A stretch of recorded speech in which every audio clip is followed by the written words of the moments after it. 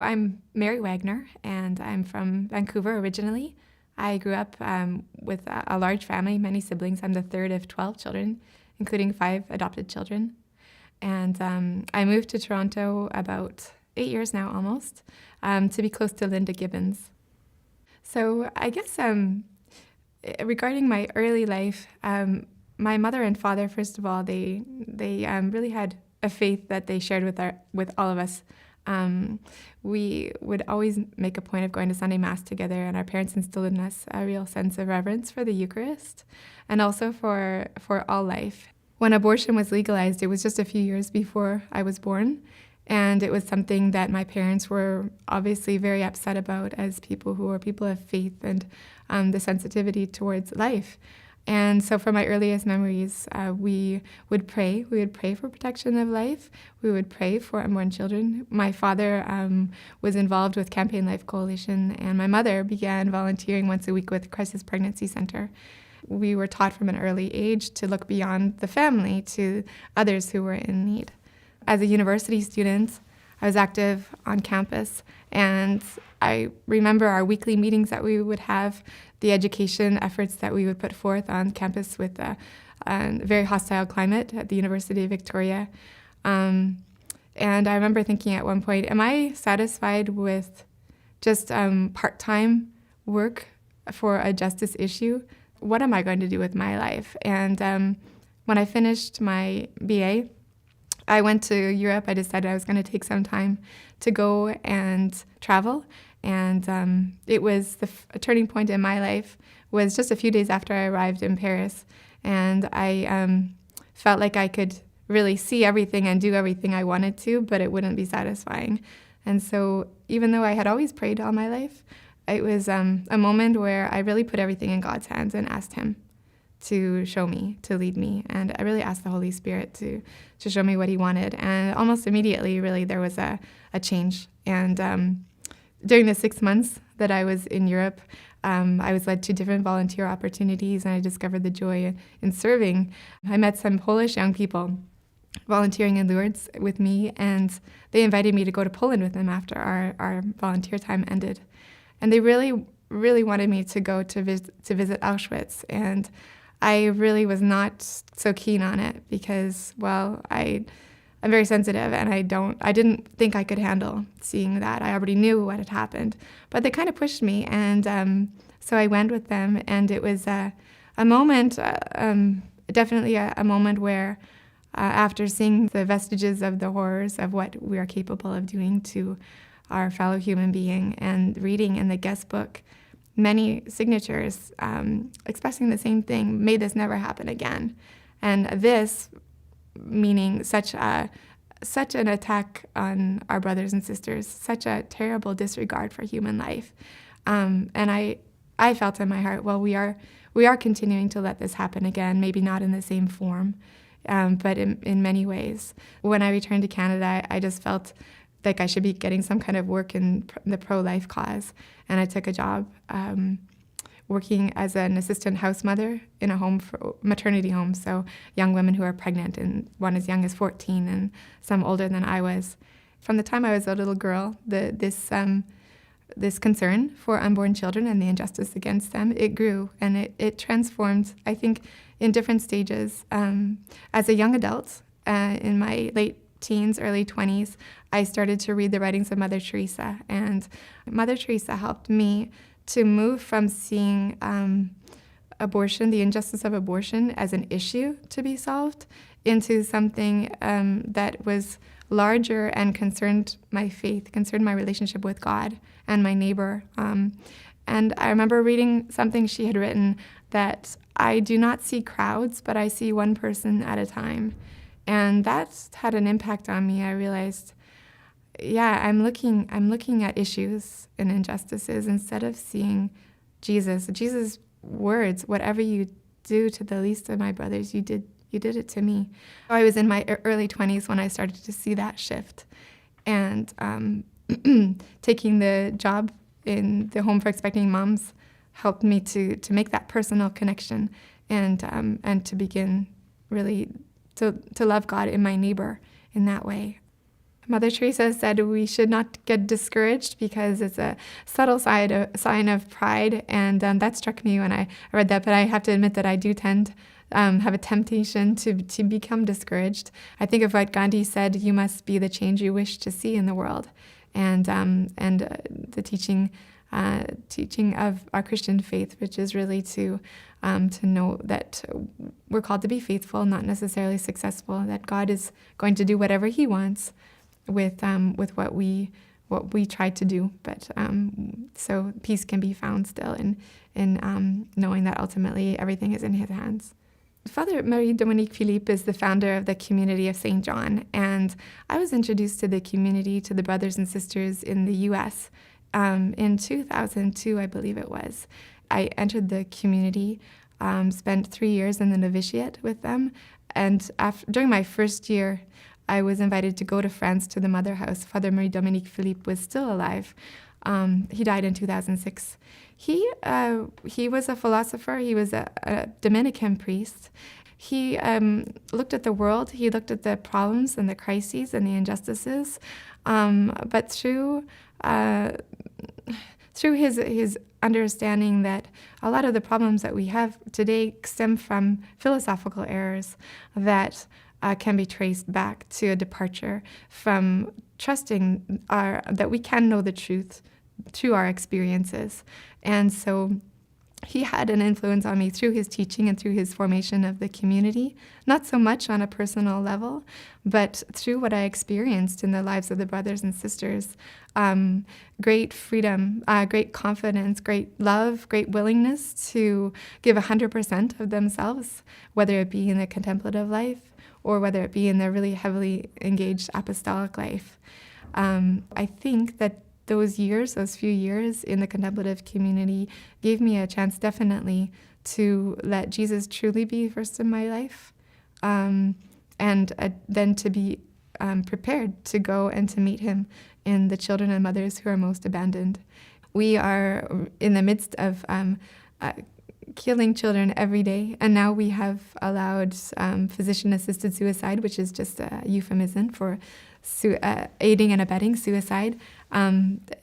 It's hard to see that we maybe are not as awake to these realities as we should be.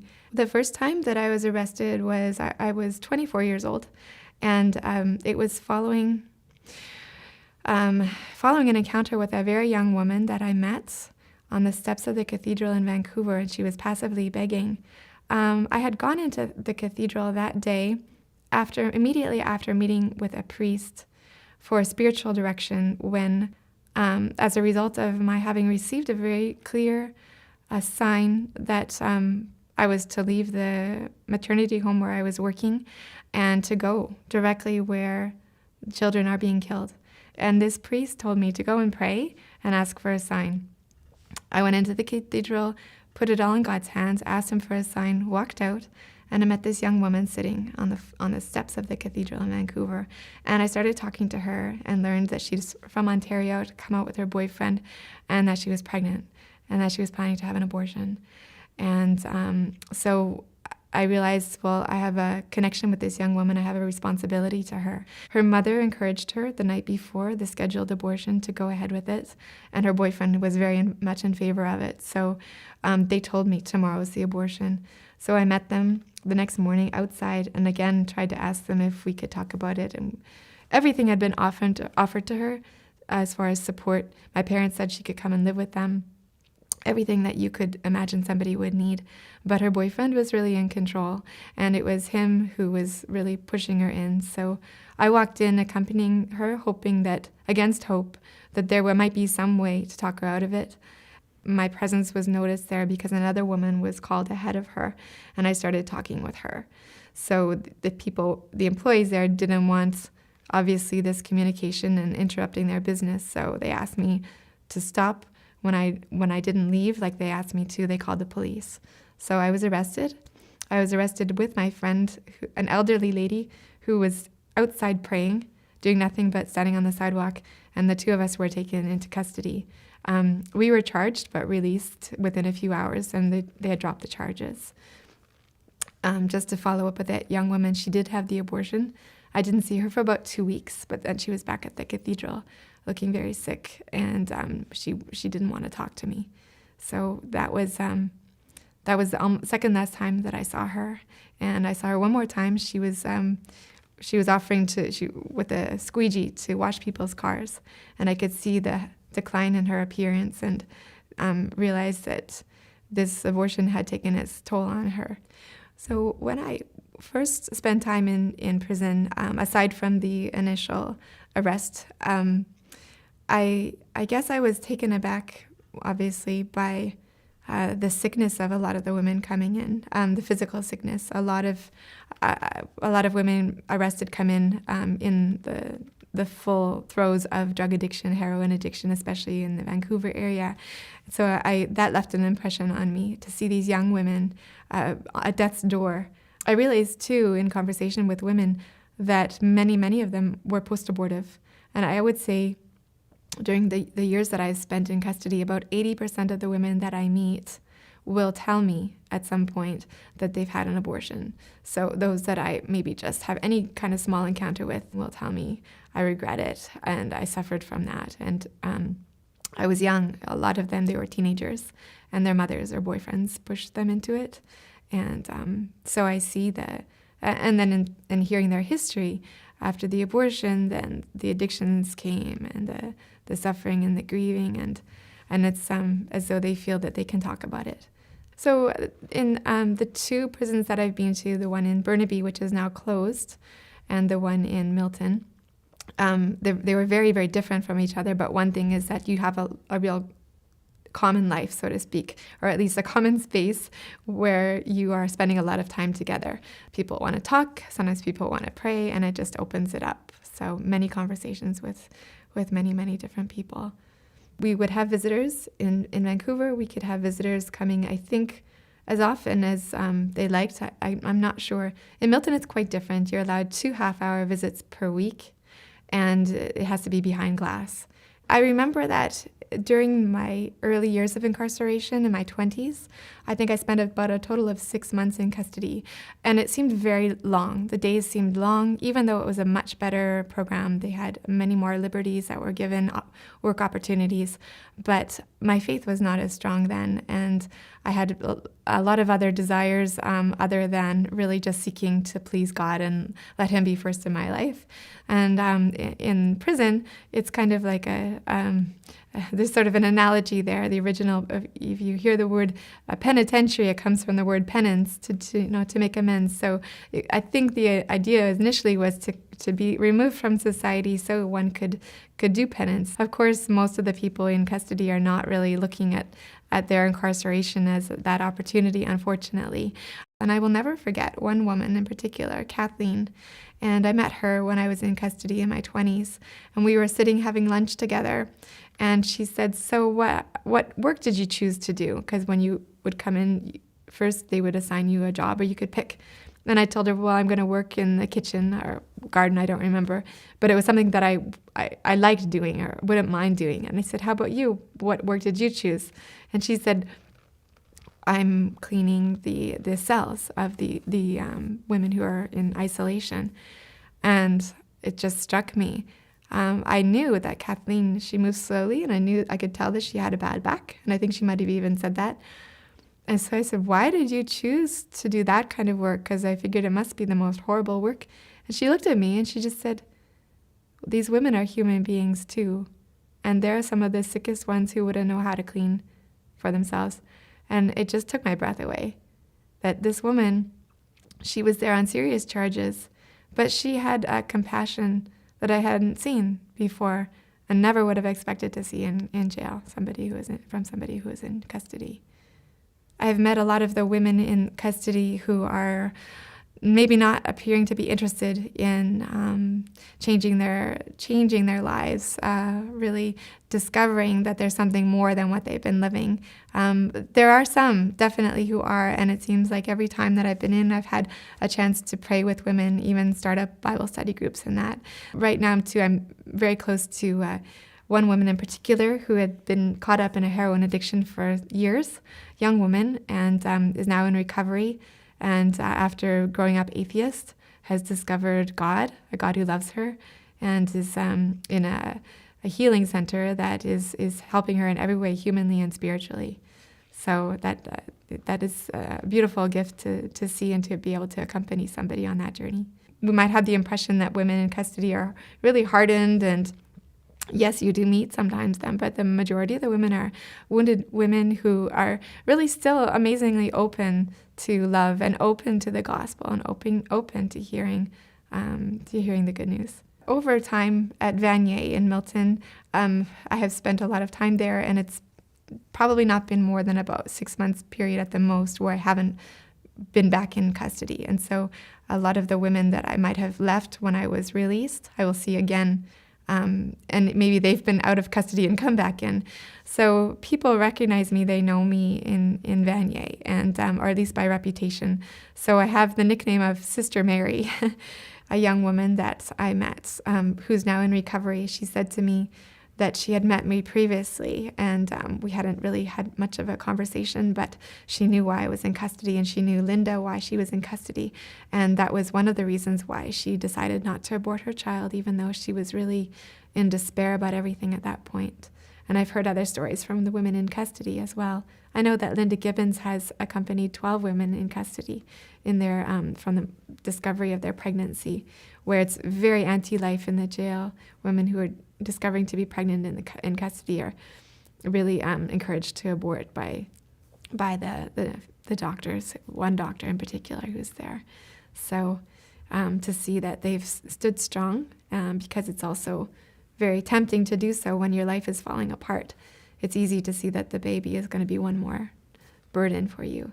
And when you see the woman who has chosen life for her child, and you see how that just helps her to come up from despair, that she's got to focus now, even if it's just to carry to term.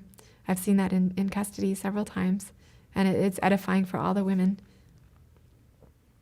So December 12th of 2016 was the last time that I was arrested, and I met a young woman, and she was walking in the hallway of the building. She was intending to seek information about an abortion, but thankfully it was closed. Thanks be to God, they were only taking appointments and not actually committing the abortions, and I was able to talk with her. There was somebody inside, and through the buzzer system. But as she was making her appointment, I was showing her pictures of the baby in the womb and encouraging her, telling her that there was support available and that she didn't have to do this. And so I walked away with her. And when we got outside, my friends were there, and I asked my friend to come and talk with her. She crumbled in the arms of a sister who was present and said, I'm going to keep my baby. And they, with the Sisters of Life, have kept in touch with her, and her son was born on the Feast of Our Lady of Mount Carmel in July. And so we thank God for that. And that same morning, there was another woman who left the waiting room that I had entered after I had tried to give her a rose. Then I was tossed out literally by the abortionist, but she came out a few minutes later. So those two just from that day, and I know that at other times, other women have also left, so we didn't have any follow-up from them. In Canada, to my knowledge, there's not anyone that I know of who's preparing for this similar kind of outreach to our abandoned brothers and sisters, although I pray for that. Linda has been very faithful for many, many years. However, in the United States, there have been some initiatives. They've been termed the Red Rose Rescues, very similar to mine in seeing the reality that Christ is in these children and mothers, and these places where it's life and death, he's abandoned. And so wanting to meet and love him there in the children. There were some groups who on the Feast of Our Lady of Sorrows in 3 different cities who went in with that intention of making a commitment to those scheduled to be killed, and they were all arrested. I've always only been given probation and jail time, or been given time served, because I usually spend time before my trial in custody because I won't sign bail. But this last judge, he actually ordered community service as an alternative to further incarceration. But it presents a dilemma for me, because I don't want to give credence to the sentencing, So then I'm faced with the question, am I going to comply with the community service? I mean, it would be easy enough to do, but I'm still praying about that because I don't want to give the impression that I am atoning for something that I've done wrong because I have not committed an offense by going to try to help mothers and their children. This last trial was unusual, primarily, I think, because of the judge. And although he found me guilty, and although he gave me a sentence, he really took the time to ask a lot of questions, to not restrict me in what I had to say. He did propose that people could write letters of support, that I could ask people for that. And he was intending character references only. But when these thousands and thousands of emails came in and other letters, he alluded to them. He didn't totally dismiss them.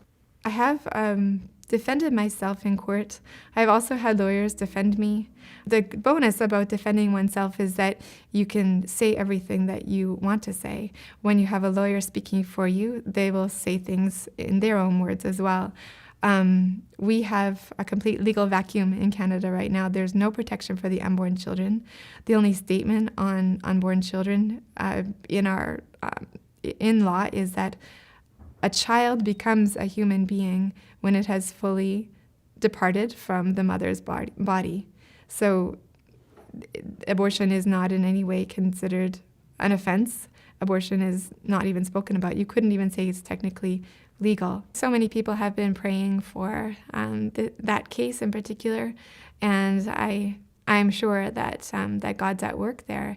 Our human heart is seeking truth, and so sometimes we're less open, sometimes we're more open to it. And I don't know this judge. I don't know him from before court, but he did seem that there was it seemed to have an openness there. And I think that probably it had to do with prayer. And I could see that also in the Crown Council. This case now before that is going to appeal that people are funding, it's important, and we do want to speak and do everything that we can when the opportunity presents itself to try to challenge the law or the lack of the law, which is really the case right now. If we were more fervent in defending life, if we were more fervent in speaking the truth and not being hindered by restrictions that are imposed on us, but which we shouldn't accept as Christians, I believe that the law would follow suit. What's unique about Christianity is, I think, that the depths of love that God has shown us in giving us His Son, that we believe that His Son is God Himself.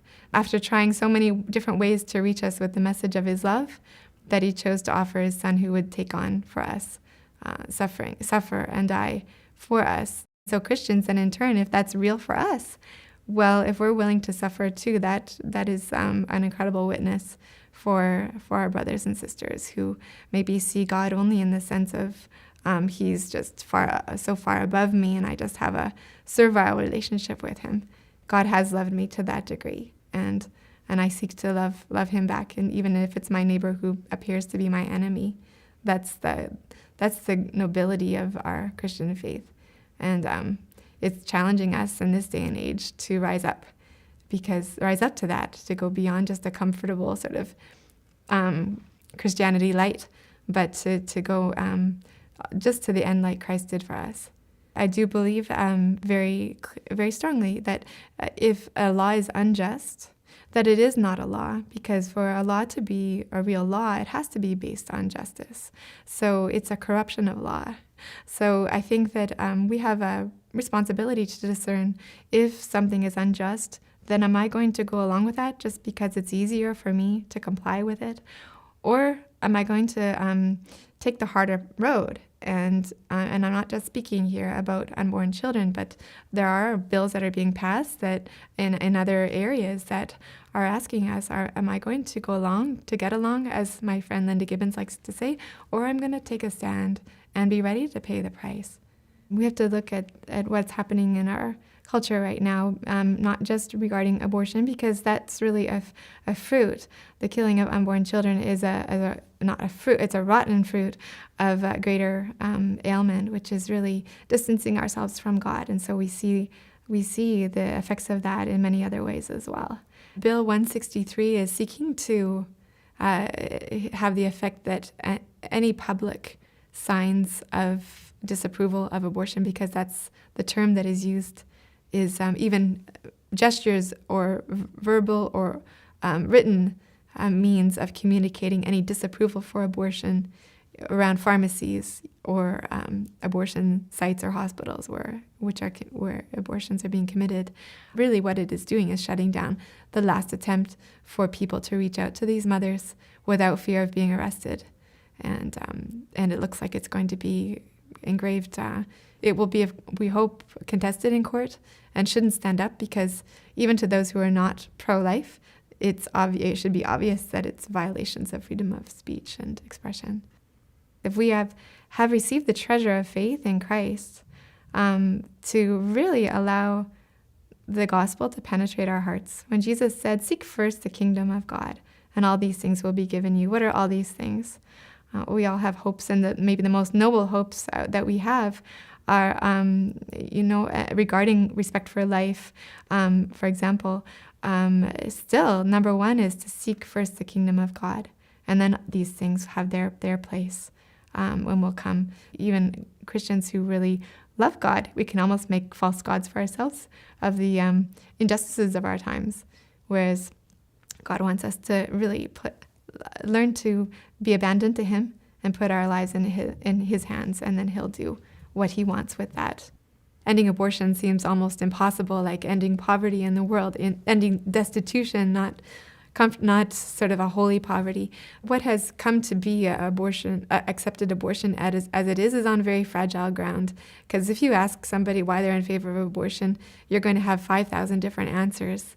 And for whatever reason, we've become accustomed to it, but I believe that can also change very quickly. So since I was with the sisters in the contemplative community, I really discovered that God is calling me first to a life of prayer. And so I do probably spend several hours a day in prayer, including Mass, the Divine Office, and adoration of the Blessed Sacrament, Rosary. That's my life. Well, it's unusual. I'm in custody more than half the time. So when I'm not in custody, I try to get back to see my family on the West Coast, and many nieces and nephews and that. I've been working on a translation project. I can speak some French, and that's sort of what I do when there's not other things at hand. I do give interviews sometimes, but not as many as you would think, except when I've gone to Poland. But I think the more that I have traveled and met people from different cultures, the more I see that, deep down, we're really the same. We're made, as Mother Teresa said, to love and to be loved. We have hearts that are seeking love and minds that are seeking truth. And God is both truth and love. And if He's the creator of all of us, then we have that bond in Him, and it transcends the cultural differences.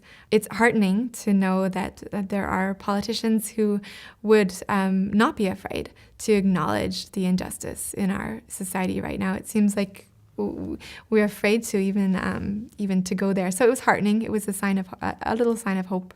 MP Maurice Vellacott, he wanted to recognize unborn children, first of all, and I don't remember exactly what he said, but it was to the effect that if he could give the medal to unborn children, that he would, but because those who have been victimized by abortion are not here, he wanted to recognize them by giving the medal to Linda Gibbons, who has spent almost 11 years in custody for her peaceful outreach to women on public sidewalks, and also to me.